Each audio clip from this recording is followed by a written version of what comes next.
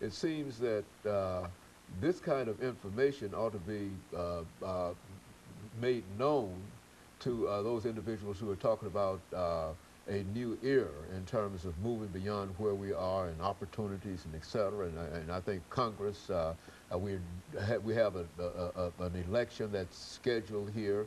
And all of these things, this ought to be good material for those individuals who are talking about trying to improve the lives of individuals all across America. Now, I think we might be dealing with chocolate cities here, but there ought to be some kind of movement somewhere in Congress, somewhere with some kind of force that can deal with all of these problems, because it seems that these are national problems, even though we talk about chocolate cities and et cetera.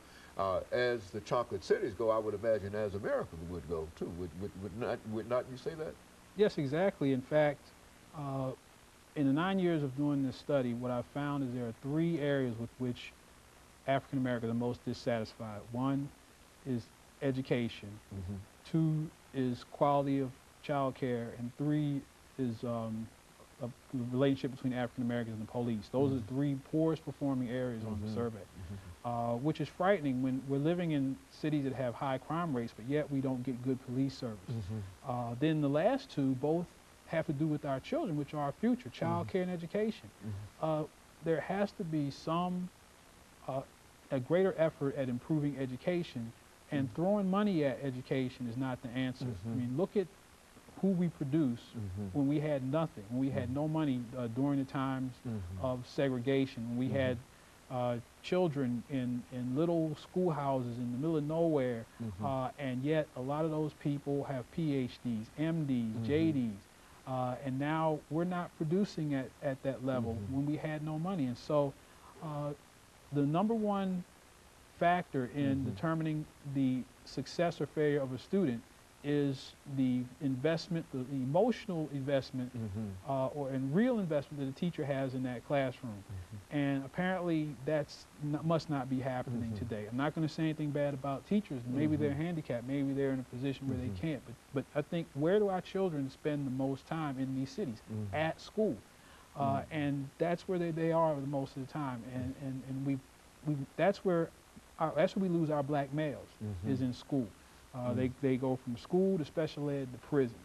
And I think that's the #1 area that we have to invest in. #2, and I learned this again, was with child care. I don't have any children, but people that I know who do say child care is extremely expensive, and good child care, it's almost a double-edged sword. I want to work so I can make money, but if I work, I can't be home with my kids, and then I spend all my money on child care. I don't have any money to improve.